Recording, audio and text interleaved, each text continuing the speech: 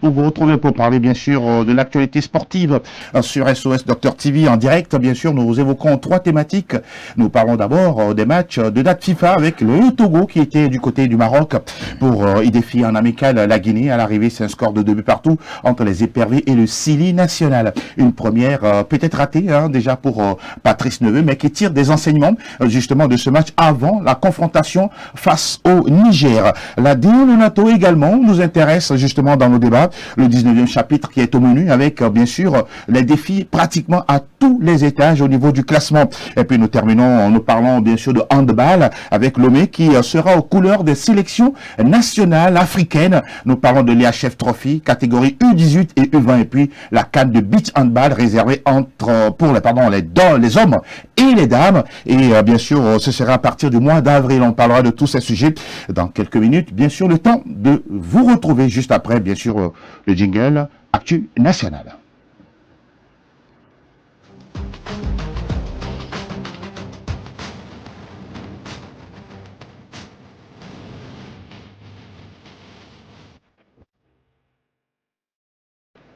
Ça parle de l'actu, bien sûr, au plan national. Avant, bien sûr, d'évoquer, bien sûr, le sujet lié aux éperviers du Togo. On va d'abord saluer nos invités en plateau. David Oulouni est avec nous pour ce samedi. Bonjour David. Bonjour Angelo, bonjour Jean et bonjour à tous les téléspectateurs. Vous allez bien? Ça Très va? bien, ça Tout va. doucement. Très bien. En face, c'est bien Jean Kéléou qui est avec nous. Bonjour. Bonjour Angelo. Comment portez-vous? Ça va très bien. Très très bien. Très bien. Vous avez suivi sûrement le match Togo-Guinée il y a quelques heures. Mais avant, on va justement revenir pour en parler. Juste avant, bien sûr, le jingle Écho des éperviers.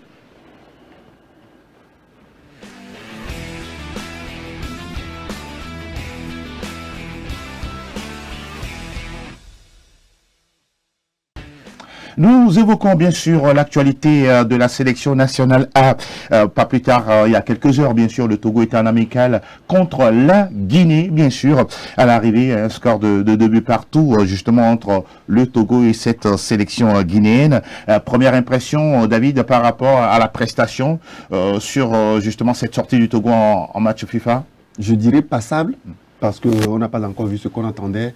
On a fait venir beaucoup de jeunes talents. On aimerait les voir s'exprimer sur le terrain, mais malheureusement, le coach a utilisé certains joueurs qui n'étaient pas aptes à jouer à leur poste. Et aujourd'hui, les résultats sont là. Malgré cette détermination qu'avaient ces joueurs et la volonté qu'ils avaient sur le terrain, ils ont fait ce qu'ils pouvaient faire.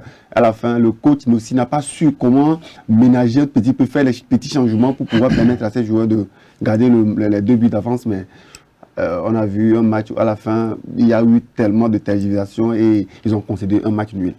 En tout cas, pour votre première impression, ce sera quoi, mon cher Jean? Merci Angelo. Je pense que pour ma première impression de ce match des éperviers, j'ai senti des éperviers déterminés qui voulaient gagner ce match. Mais c'est la gestion de fin de match qui n'a pas été ce qui a donné ce résultat. Mais je pense que déjà pour une première entame, c'est déjà un bon pied que ces éperviers l'ont pris. Donc nous leur souhaitons juste le meilleur et pour le second match, pour qu'ils fassent mieux que ça. Un match nul en tout cas pour démarrer cette campagne de date FIFA. Vous avez sur ce premier match-là, Patrice Neveu, par rapport au choix justement des joueurs, on va regarder le graphique sur le 11 de départ qui a été choisi bien sûr par le staff. Malcolm Barcola, Steven Nador, Pierre Nadjombe, c'est une première également pour lui. Abdoul Bodé Sabo qu'on connaît très bien, Josué Romao également, Kevin Denke est titulaire, Chalabi également, c'est la toute première fois qu'il arbore le maillot des éperviers, Fatsana également titulaire, Roger Rolou c'est un habitué, Derman Karim c'est un habitué, et puis Dakonam Jane en tant que capitaine pour rester toujours sur cette première de Patrice Neveu. 2-2 dans le contenu. Qu'est-ce que vous retenez justement sur les 2,45 premières minutes? Les 2,45 minutes, pardon. Alors, comme je le disais tantôt, j'ai senti des éperviers motivés, déterminés. D'accord. Et il y a eu un choix tactique.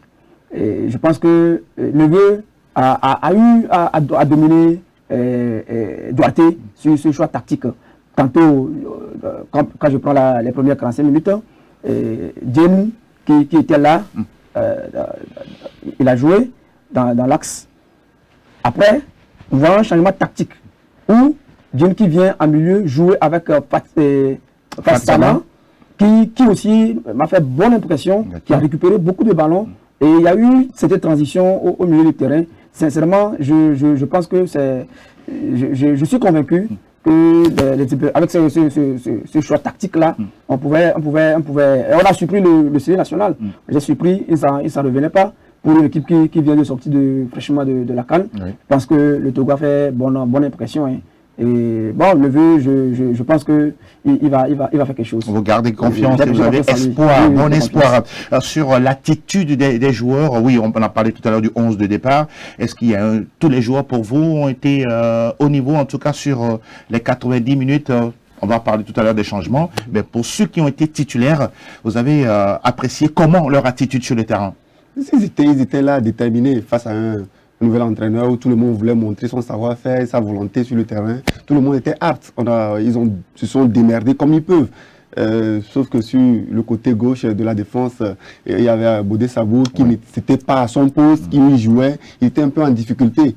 Malgré cela, il a donné le meilleur de lui-même. Il était combatif sur le terrain et il faisait ce qu'il faut. Surtout la charnière centrale qui nous a beaucoup épaté avec Nada. Steve Nada qui a épaté le public, on ne le voyait pas à ce niveau-là. Il a fait un grand match contre le colosse Guirassy qui n'avait même pas la chance contre ce monsieur. Il a raclé tout et jusqu'à ce que lui-même il était dépassé. Guirassy était obligé de décaler du côté droit pour aller jouer un tout petit peu. Elle était bien embêtée là. Ils avaient eu des soucis. C'est vers la fin où il y a eu des changements de deux côtés et on a vu cette lassisme au niveau de la défense du Togo où on a fini par concéder des buts. D'accord. Ce match, en tout cas, il a été analysé par Patrice Neveu.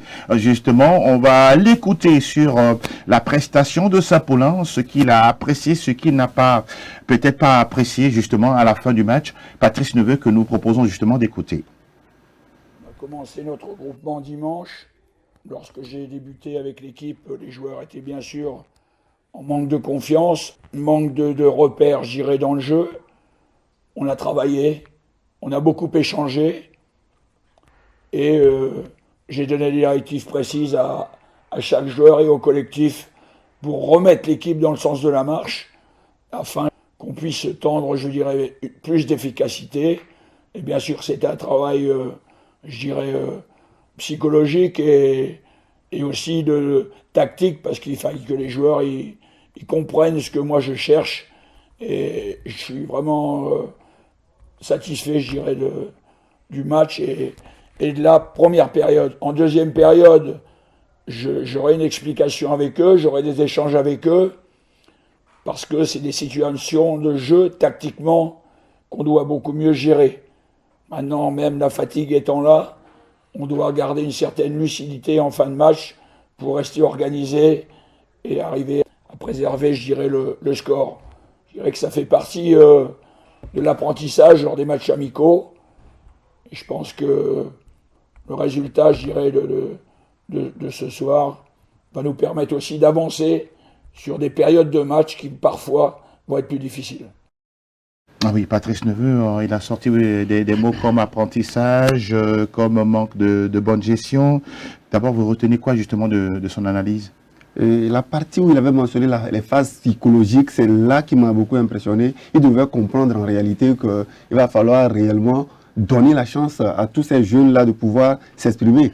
Le fait de savoir pertinemment que c'est une autre école qu'il essaie d'imposer à ces jeunes-là, doit savoir aussi qu'il doit être à côté. Et on ne l'a pas trop vu enranguer ces joueurs-là sur le terrain. Il était un peu calme dans son coin, malgré qu'il était debout, et ça ne nous donnait pas cette image-là, surtout vers la fin du match où il devait carrément changer et donner la chance à d'autres joueurs, à l'instar de Yanis Lanson, qui était un latéral, qui est un latéral pur de métier, qui pouvait aussi apporter son savoir-faire.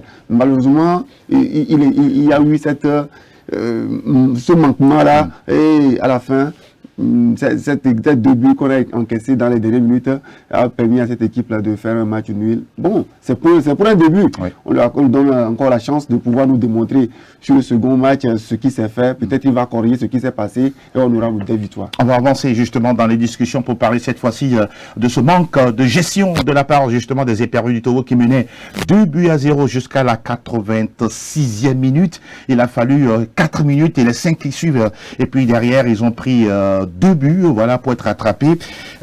Comment vous expliquez? Vous mettez ça sur le coup du manque de concentration, le coup de la fatigue, manque de lucidité, justement sur le fait d'avoir pris 2 buts pratiquement à la fin du match. Je pense que c'est clairement un manque de concentration. Et ce manque-là, c'est dû au match que nous avions eu par le passé. C'est-à-dire, on n'a plus ce visage-là dans les matchs où on a mené une équipe jusqu'à la 86e minute. Oui, je pense que déjà le match était fini. Ouais. Pour eux, le match était fini. Et ils ont compris que voilà, ils peuvent pas être rattrapés dans la tête. Voilà. Aïe aïe aïe. Donc du coup, c'est pourquoi Levé aujourd'hui dit que ils ont appris. Oui. Ils ont appris parce que ils ont fauté sur ce manque de gestion de ce match-là.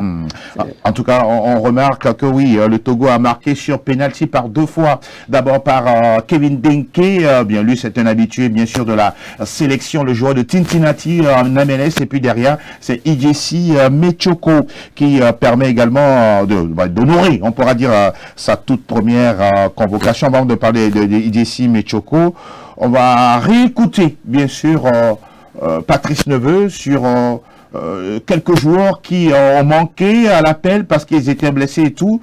On va l'écouter juste, on revient toujours pour nos échanges en plateau. Le jeune Isaac, qui manque de repères aussi dans l'équipe, c'est ça, il joue à Lorient, qui préserve, fait partie du groupe pro. Donc tout ça, je veux dire, ça va se mettre en place au fil du temps. Par contre, la vérité, c'est vrai, c'est que je dois rentrer des joueurs dans l'équipe. Il m'en manquait 4 ou 5 pour blessure. J'en ai parlé avant le match, et que malgré les 4 ou 5 blessés ou absents pour diverses raisons, notamment un attaquant brillant qui joue aux Émirats et qui n'a pas pu venir parce que là-bas c'est en Arabie Saoudite, parce que le conflit est important. Donc on a quand même des joueurs qui ont été absents là, sont des joueurs qui vont apporter dans le groupe, mais après c'est vrai que on doit ensemble dans l'esprit, je dirais, de reconstruction, de tout faire, je dirais, pour intégrer de nouveaux joueurs de talent. On est en phase de reconstruction. La reconstruction, ça passe par montrer l'image, ce que mes joueurs ont montré. Ils ont été au bout de leur force, ils ont tout donné. Ça doit déjà convaincre le peuple togolais de l'engagement que les joueurs ont décidé de remettre dans l'insuffler pour la nation. Et puis, je reste persuadé, sur les 12 joueurs de très haut niveau qu'on a à l'étranger, j'espère qu'on va en récupérer 5 ou 6. Patrice Neveu qui parlait de joueurs absents, blessés notamment. Par exemple, Fodolaba, lui, il n'est pas blessé, mais il est absent par rapport au conflit qui a lieu, bien sûr, dans le Moyen-Orient. Il n'a pas pu faire le déplacement. Kodjo Aziangbe, par exemple, lui, il est blessé. On lui souhaite prompt rétablissement. Ces joueurs qui ont manqué, c'est pourquoi cette équipe a manqué de gestion, ou bien pour vous, bon, s'ils étaient là aussi, on pourrait peut-être avoir le même scénario. On pourrait avoir le même scénario. C'est des joueurs qui évoluent dans le même... ils ont la même philosophie du jeu. Et ceux qui étaient présents, c'était aussi des meilleurs. C'était de très bons joueurs. Et moi, je le dis, je le souligne, même si les gens ne le disent pas, le coach a fauté concernant ses remplacements. Il devait remplacer certains joueurs à un moment donné. Ils étaient fatigués. Voyant Bondé qui se fait éliminer comme s'il n'était pas un joueur professionnel, moi sincèrement ça m'avait éclairé. C'est un match test. À un moment donné, le monsieur était fatigué.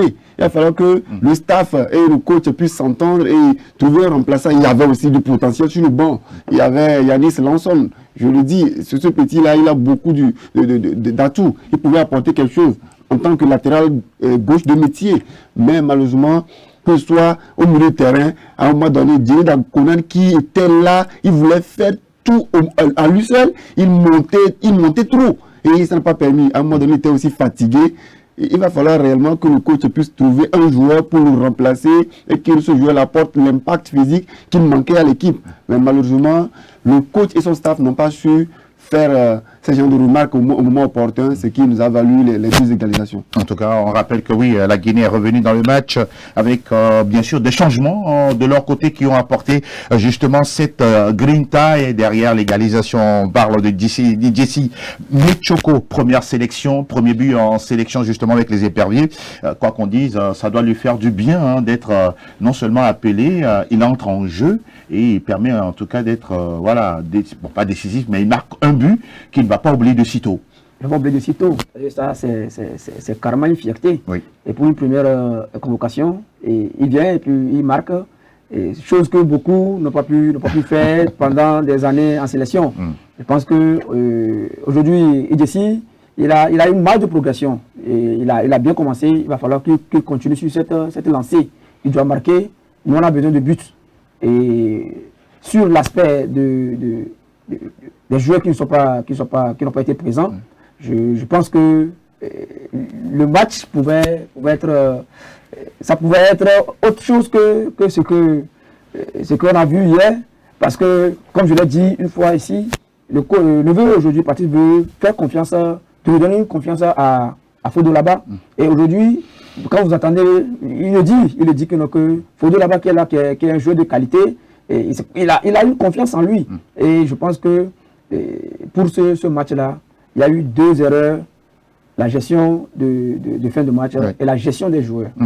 En tout cas, sur ce match, oui, on le rappelle, le Togo s'en sort par un nul, 2 buts partout, et ça relance le débat sur la gestion de fin de match de la sélection togolaise depuis un bon bout de temps maintenant. Le Togo, certes, marque des buts, commence très bien, gère, mais des fois, il y a à peine 1 minute, 2-3 minutes avant la fin du match, le Togo encaisse des buts, ce qui en tout cas crée beaucoup de discussions et d'échanges au sein du public sportif. On regarde le graphique, bien sûr, qui résume le résultat final. Togo 2, Guinée 2, bien sûr, à la fin de ce match amical. D'abord, Kevin Denke, buteur sur pénalty à la 26e minute, et puis Idessi Mechoko, qui inscrit son tout premier but sous les couleurs du Togo à la 83e minute. Et puis derrière, c'est la Guinée qui revient, bien sûr, dans le match. On rappelle que le Togo sera de nouveau sur le front à partir de mardi. C'est mardi, non? Mardi le 31? Mardi. C'est un mardi.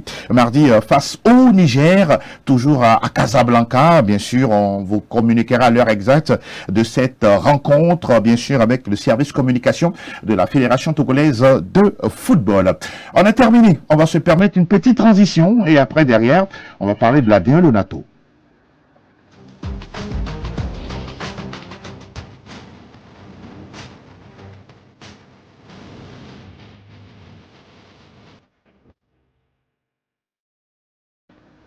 L'actu nationale, toujours sur notre plateau. Cette fois-ci, nous nous intéressons au championnat national de première division avec la 19e levée à partir de ce samedi pour regarder bien sûr le graphique des compétitions à l'affiche.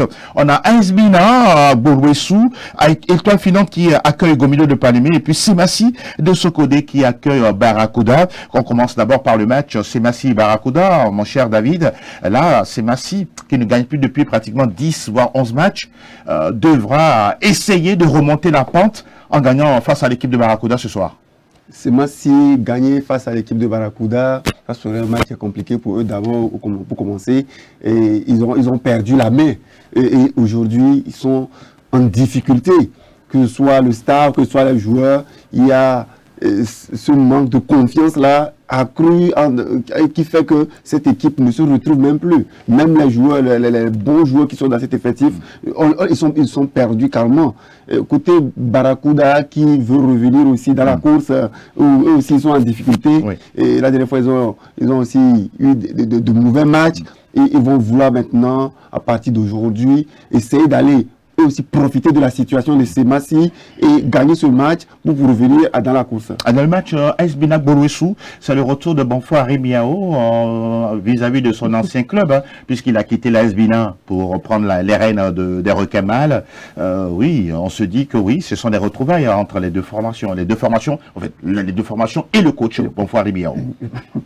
Parce que c'est le match de Kassel Journée, c'est le match même qui sera un match palpitant. Ah, pourquoi vous dites ça? Je le dis parce que quand je prends Bonfort Arimiao, qui vient tout récemment de quitter l'Asbina, qui maîtrise aussi les joueurs de l'Asbina. Ah, ce sont ces joueurs. Et de l'autre côté, ces anciens joueurs. Voilà. De l'autre côté, nous avons Bola aussi qui est là. Et je pense que ce sont des retrouvailles qui entend, et comme il a fait un passage.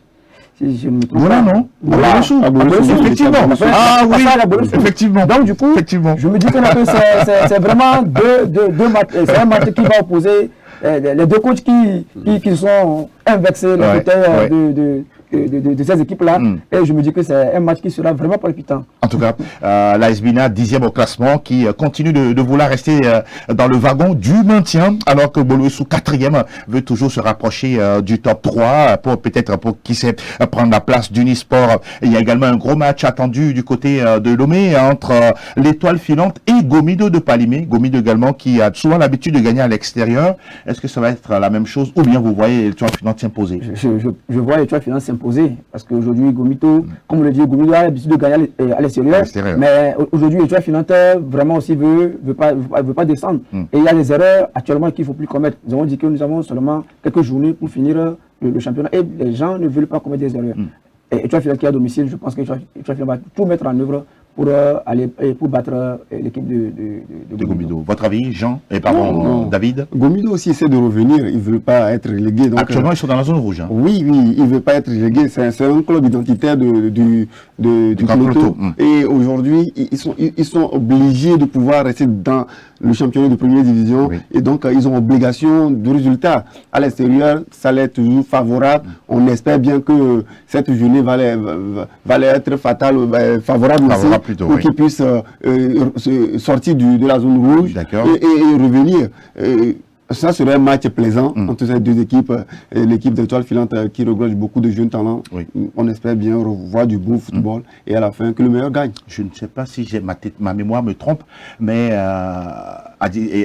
comment dit-on, Tony Agbessi a dû faire un tour du côté de Gomido, si je me trompe pas. Évidemment. Il a été déjà entraîneur de Gomido dans le passé, sinon dans un passé récent. Dimanche, on aura également 4 affiches et pas d'un moindre. Le leader, l'ASCK, sera du côté de la capitale pour y défier l'ASOTR. Oui, il y a un match aussi là-bas, mon cher David. L'ASOTR doit se méfier ou bien c'est l'ASCK qui doit se méfier? C'est l'ASCK de se méfier. Aujourd'hui, tout le monde sait que l'ASCK est prenable. Et si les bons techniciens savent comment taper sur cette équipe-là pour pouvoir ils n'ont que deux défaites. Deux défaites, mais il y a des clubs qui sont partis les embêter à de dito. Et aujourd'hui, il va falloir réellement ne pas se sous-estimer d'abord. La souhaité doit savoir que c'est possible et aller maintenant titiller. Moi, j'aime voir ce genre de match quand le meilleur face au mi-faible. Oui. Et c'est souvent le mi-faible qui tape fort dedans pour qu'on puisse avoir un très bon match. On espère bien que l'OTF les joueurs d'OTF vont bien se réveiller et ils seront prêts pour cette journée et pourquoi pas nous sortir un grand match. La SCK qui doit faire le job, ne pas avoir peur justement de l'adversaire et prendre les choses au sérieux. La SCK doit vraiment prendre les choses, doit mettre les bouchées doubles. Les bouchées doubles parce que moi je le dis, un faux pas encore de la SCK, c'est que nous avons ASCO qui va passer et moi j'attends ce faux pas.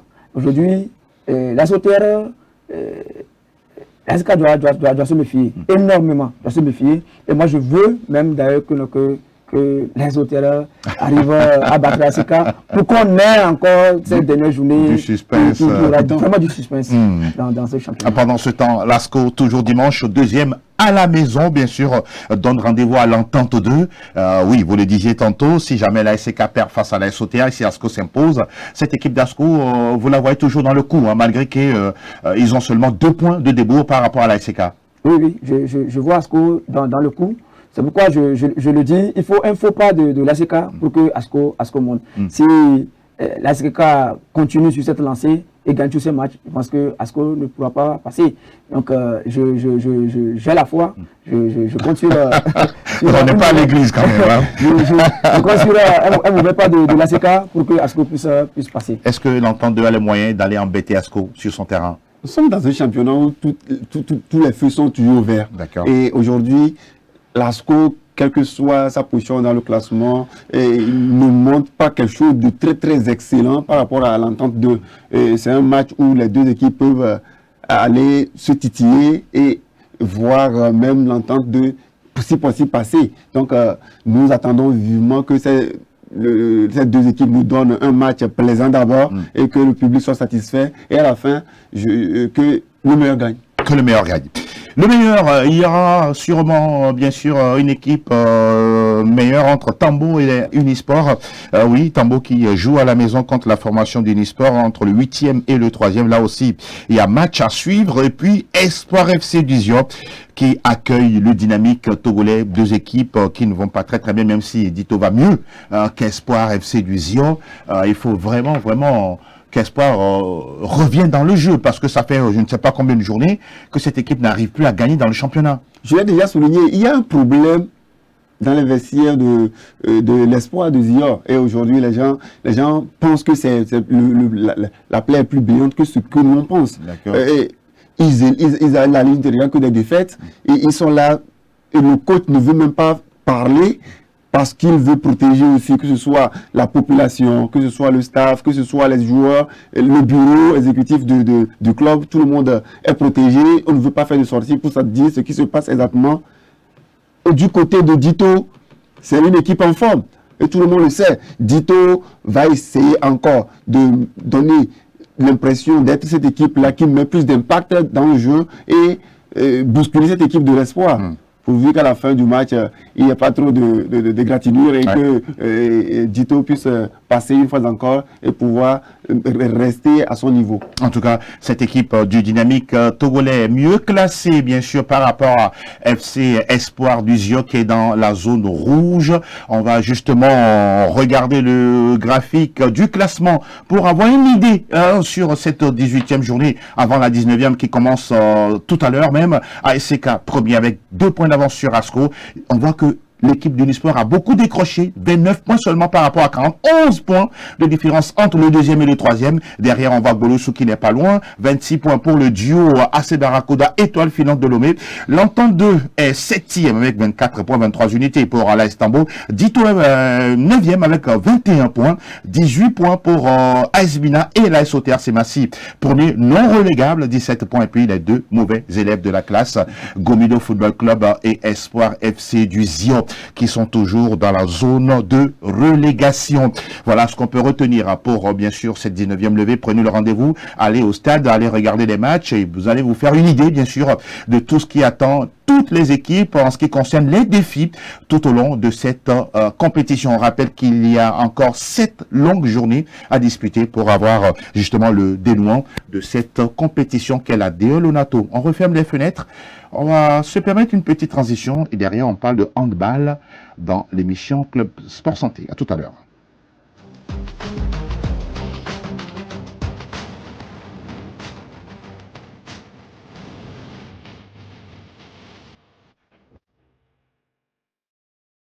Club Sport Santé, bien sûr, on parle de toutes les disciplines sportives dans ce programme. Nous parlons cette fois-ci de handball. Jean, vous avez une fois joué au handball? Oui. Ah, vous jouez au volley, vous jouez au handball. Mon cher David? Oui, un peu pratiqué au lycée. Un peu au lycée, au lycée, même si vous avez finalement opté pour le volleyball, on le comprend bien. Messieurs, on va parler de handball puisque très bientôt, dans une semaine, Lomé sera bien sûr le grand théâtre du handball continental. Et il y aura bien sûr la compétition IHF Trophy pour réserver aux moins de 18 ans et aux moins de 20 ans, bien sûr. Et puis le beach handball, la canne de beach handball il y aura la catégorie hommes et dames, toujours ici à Lomé. Et le vendredi, il y avait une conférence de presse, non, c'était plus le jeudi. Le jeudi, conférence de presse, bien sûr, au siège de la FTHB avec le président Auguste Dogbo qui s'est prononcé par rapport à ces deux compétitions majeures que le Togo va accueillir très très bientôt. On va l'écouter et on va revenir, bien sûr, pour nos discussions en plateau. J'ai dit que nous devons tout faire pour relever le handball comme cela se doit. Et pour relever le handball, il faut qu'on ait des compétitions. Si nous n'avons pas de moyens pour pouvoir acheter des billets et qu'on soit pour aller ailleurs, nous allons essayer avec la Confédération et la Fédération internationale de voir ce que nous pouvons organiser sur place. Donc c'est ça qui nous a valu de demander à la Fédération internationale, à travers la Confédération africaine de handball, de prendre l'IHF Trophy chez nous, ici. Et nous avons eu la chance, nous avons été retenus. Il y avait d'autres candidats, il y avait le Ghana, mais le Togo a été retenu pour que nous organisions l'IHF Trophy chez nous ici. Pour la CAN de beach, il y avait le Libéria, c'était attribué au Libéria. C'était attribué au Libéria, mais il y avait des problèmes avec le Libéria et nous avons dit, mais pourquoi est-ce que nous n'organiserons pas le beach plutôt à Lomé? Puisque en Afrique noire aujourd'hui, nous sommes en hommes, nous sommes numéro 1. Le Togo est numéro 1 en beach. Nous sommes 3e ou 4e en Afrique. Après la Tunisie, le Maroc et un peu l'Égypte, nous sommes numéro 3 ou numéro 4. Donc nous nous sommes dit, pourquoi est-ce que nous n'organiserons pas cette compétition chez nous? Nous avons en tout cas écouté avec beaucoup de soin le président de la Fédération togolaise de handball, Auguste Dobo, sur justement l'accueil de ces deux compétitions majeures. Mon cher Jean Kéléou, vous avez écouté justement le président. C'est un sacré défi pour justement deux grandes compétitions, l'IHF Trophy et la CAN de beach handball. D'abord vos impressions sur cette audace-là de cet homme, de ce monsieur? Je pense que c'est ce que nous voulons. Si aujourd'hui nous n'avons pas les moyens d'aller, mais de voyager et aller compétir, alors si on peut organiser des compétitions, ça permettra aux athlètes d'être en jambes. Il va falloir organiser cette compétition-là pour pouvoir aider ces jeunes à évoluer. On ne peut pas s'entraîner sans compétition. Si on s'entraîne et qu'il n'y a pas de compétition, je pense qu'il n'y aura pas une motivation qui va suivre. Mais aujourd'hui, l'audace, parce que le pari a osé. Et il va falloir que la fédération vraiment s'implique pour que, juste après cette compétition, que ne serait-ce que le mondial aussi puisse arriver au Togo. Donc la base, c'est ça. Il faudrait que l'organisation soit bien faite et que nos jeunes puissent vraiment compétir et peut-être qu'on puisse voir de grands talents. Pourquoi pas aller dans les clubs sérieux. On a l'impression qu'il est sûr de son coup, il connaît le handball, il est toujours trésorier général de la Confédération africaine de handball, M. Auguste Dobo, un homme très respecté dans le domaine. Oui, vous avez écouté justement ses premières déclarations. Qu'est-ce que cela vous inspire? Il y a derrière tout cela un homme de rêve. Il veut rêver grand, il veut avoir les choses au moment opportun. Il a eu cette audace-là d'aller chercher la CAN, on peut le dire ainsi, la CAN, et faire participer le Togo. D'abord, il va falloir réellement compter sur nos installations. Parce que les installations sont en place déjà. Et ils sont en train d'arranger certains dans les courses et autres.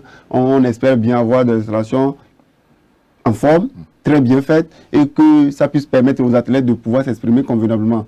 Ne pas organiser un tournoi et après avoir des regrets. Et aujourd'hui, il accumule en même temps les compétitions, que ce soit le beach handball et le handball sur le terrain. Et des chefs trophy réservés aux jeunes. C'est déjà un grand pas. Ça va permettre à nos jeunes. Il y avait tout récemment des jeunes qui étaient au niveau qui sont sortis du pays pour la compétition en Angola. Dans le pays, voilà. Oui, et ces jeunes-là ont besoin d'une autre compétition maintenant pour prouver à la population qu'ils sont partis apprendre quelque chose. Aujourd'hui, c'est un moyen, une vitrine pour eux de s'exprimer et de montrer aux Togolais qu'on est prêt, côté hand, on sera les meilleurs. C'est un défi, hein? Un grand défi.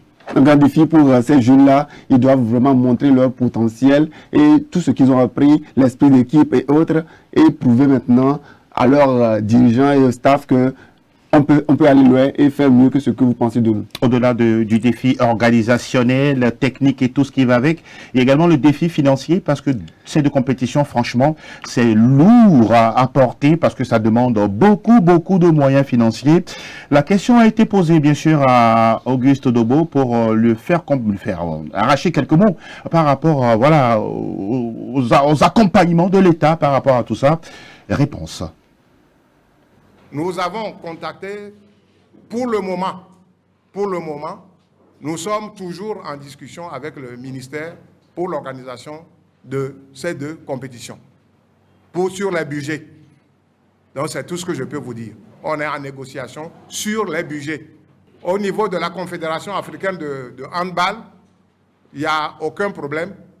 On est en communication et avec la Fédération internationale de handball.